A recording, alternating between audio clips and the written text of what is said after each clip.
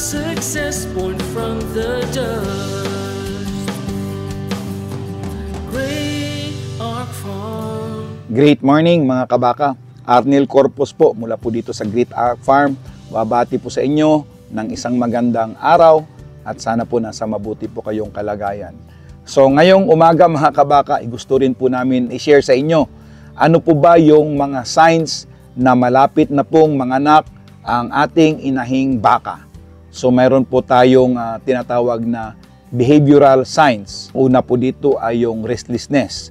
So pag nakikita na po natin na bumabangon, hihiga, malikot na po yung ating mga baka, yan po ay sign po ng restlessness at yan po ay isang sign na maaaring malapit na pong manganak ang ating inahing baka. And of course, kasama dyan yung isolation.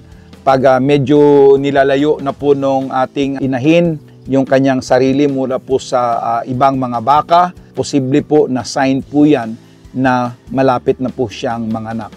At ang pangatlo po dyan ay yung nesting behavior.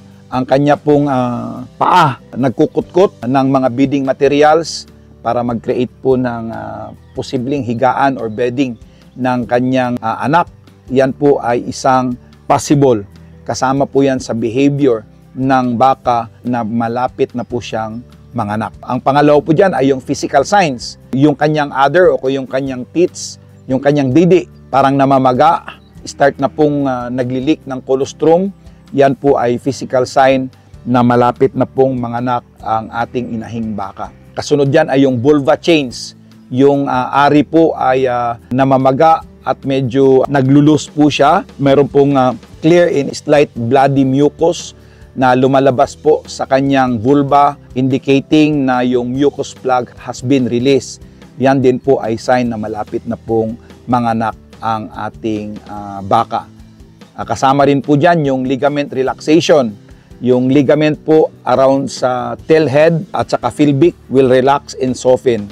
This is often noticeable as sunken area on the other side of the tail head. Yan po ay titingnan po natin sa bandang buntot pag mayroon na pong ligament relaxation at saka yung abdominal shape. Pag ang abdomen po ng baka natin, yung kanyang tiyan ay parang bumagsak na at medyo naghalo na po yung sa flanks, yan po ay indication po na yung ating guya ay nag-move na po into position of birth. At saka yung tail position, pag yung buntot po naka-straight, out straight or significantly elevated from the body, yan po ay sign na malapit na pong manganak ang ating mga baka. Yan po mga kabaka, behavioral signs at saka physical signs na malapit na pong manganak ang ating inahing baka. Sa muli, sa ngalan po ng ating partner, si Pastor Julius Paler, kami po ay patuloy na humihingi po ng inyong suporta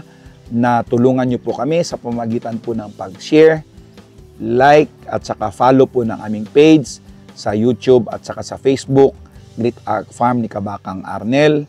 Maraming salamat po at pagpalain po tayo ng Panginoon. Cultivating hope.